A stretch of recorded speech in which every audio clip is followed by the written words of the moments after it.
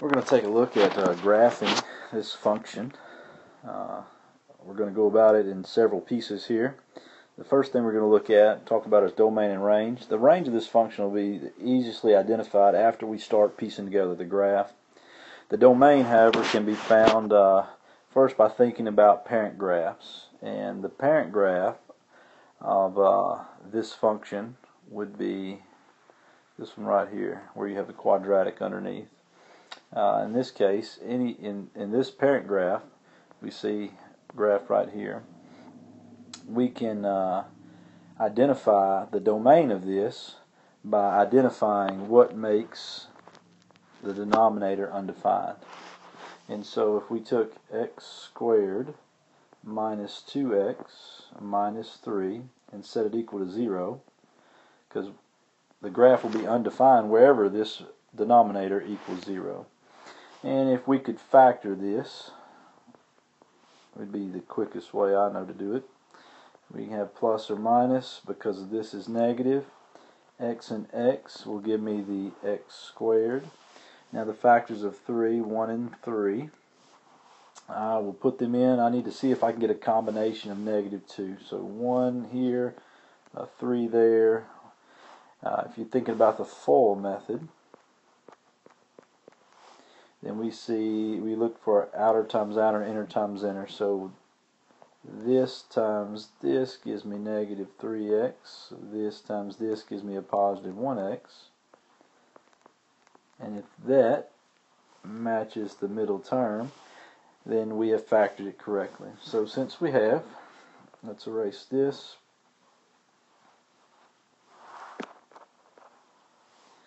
And we'll set each one of these factors equal to 0.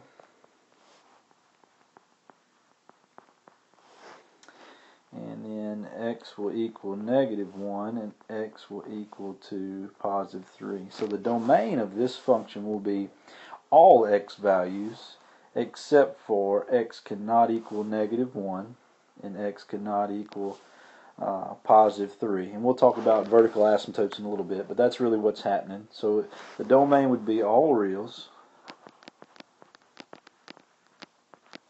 except x cannot equal negative 1, x cannot equal 3. Because if it does, then the function would be undefined. Alright, so that's a little bit about the domain. The x-intercepts happen wherever y values are equal to 0. So if we put 0 in the place of the f of x, which is really what y is, and then we solve this thing for x, we can find our x-intercepts. To get this out from under, we can either treat it like a proportion, or we can treat it like we would get rid of fractions by multiplying by common denominators. Either way, x squared minus 2x minus 3 will end up equaling to 2. Okay? And if we treat it like a proportion, you think about your means and extremes, and that's how we end up with what we have. We will end up bringing the 2 over to the left side. Remember, that's going to be subtracting 2 from each side.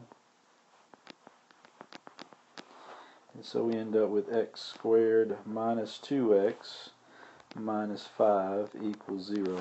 At this point, I'm looking, I don't think it's going to factor, so we'll have to use the quadratic formula. And so that's negative b plus or minus the square root of b squared minus 4ac all over 2a, where b is negative 2. b squared would be negative 2 squared minus 4 times a, which is 1, times c, which is negative 5. That's all over 2 times 1.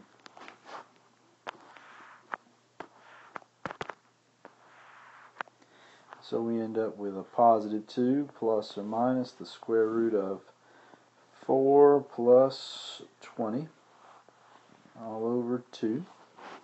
And that'll be 2 plus or minus the square root of 24 over 2. And so we're getting close to our x-intercepts. We'll have to simplify this radical right here, and we can do that by prime factorization. That's one way to do it. So we'll divide 24 by 2 and we get 12. Divide 12 by 2 and we get 6. Divide 6 by 2 we get 3, and divide 3 by 3. Prime factorization is where you divide your number by only prime numbers. And you look for, since we're talking about square roots, that's talking about pairs of things. Alright, so whatever you circled will go in front, and whatever's not circled you multiply back together and put underneath the radical. Now if you can divide all three of these things by the same number, we can reduce this fraction. Leave the 6 alone, it's underneath the radical. And so we can divide them all by 2, we end up with 1 plus or minus the square root of 6. Those would be our x-intercepts. You'd punch that in your calculator and get as close as you can to that decimal point. The y-intercept is what you have whenever your x values equal 0. So we'll replace f of x with y, and we'll put a 0 in the place of all of our x's. And so we end up with a y-intercept of negative 2/3.